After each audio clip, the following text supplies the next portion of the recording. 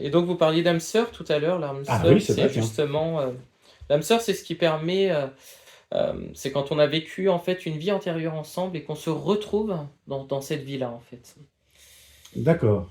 Ouais, tout à fait. Et Après, alors, quoi? Ça veut dire qu'on est heureux de se retrouver, mais est-ce que ça veut dire qu'on doit encore continuer ce chemin ensemble? Est-ce que... oui, l'âme sœur, c'est fait pour continuer ensemble et en fait faire ce qu'on n'a pas accompli, ce qu'on n'a pas pu accomplir dans une vie antérieure. Par exemple, Avec cette personne? voilà, exactement. On a pu être peut-être amant maîtresse dans une vie antérieure et dans cette vie-là, bah ça y est, on s'est enfin retrouvé.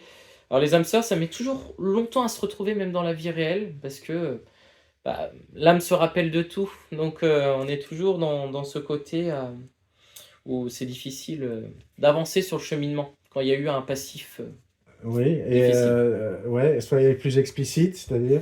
Bah, quand il y a eu un passif difficile dans une vie antérieure, voilà, l'âme garde des séquelles. Enfin, voilà, on garde quand même un certain nombre de séquelles. Comme quoi, par exemple? Qu'est-ce qui pourrait être un passif difficile?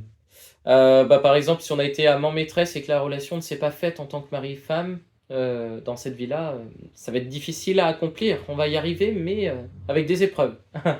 Donc il y a des épreuves, mais la Voilà. finalité, c'est quoi? C'est La finalité, souvent, bah, les c'est âmes de se sœurs. retrouver, de se marier, du coup. Voilà, exactement. En général, D'accord. les âmes Mais sœurs. on n'est pas forcément conscient. On sent Oui, quelque chose. on sent une énergie. On sent une On énergie de sent qu'on est fait connexion. l'un pour l'autre, c'est ça? Voilà, c'est une énergie de connexion qui est déstabilisante même, hein, qui est D'accord. déstabilisante dans l'esprit parce qu'on se dit mais qu'est-ce qui m'arrive quelque part. Ça vous est arrivé?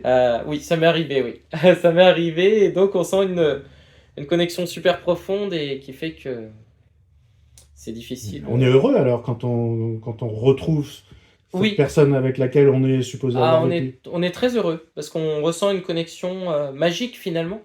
On ressent une connexion très magique et c'est pour ça. Alors Mais après, il ça faut arrive pouvoir la aussi gérer. quand on rencontre quelqu'un, que ce soit Oui. les débuts de l'amour, c'est toujours un peu magique. Oui, exactement, oui. Alors après, il y a ce qui s'appelle soit la connexion magique ou soit le coup de foudre, hein. Le coup de foudre, ça va être sur le moment. Oui. C'est-à-dire qu'on va avoir un coup de foudre sur le moment, mais 3 mois après, voilà, ce coup de foudre est parti.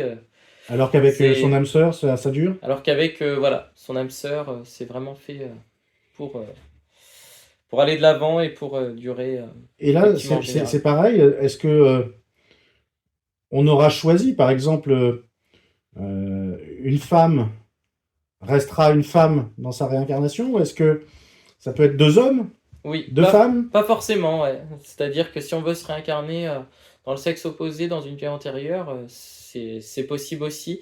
Alors ça, après, tout le mystère est est-ce qu'on le choisit, est-ce qu'on le choisit pas? Ça, vous n'avez pas de réponse. Ça reste un peu un mystère. Donc on choisit pas forcément son Effectivement. sexe, vous savez pas. Non, moi je pense qu'on choisit pas forcément. Je pense qu'on D'accord. est réincarné dans un corps où, voilà, on est comme ça et on est là pour s'assumer en tant que tel, Hmm. effectivement.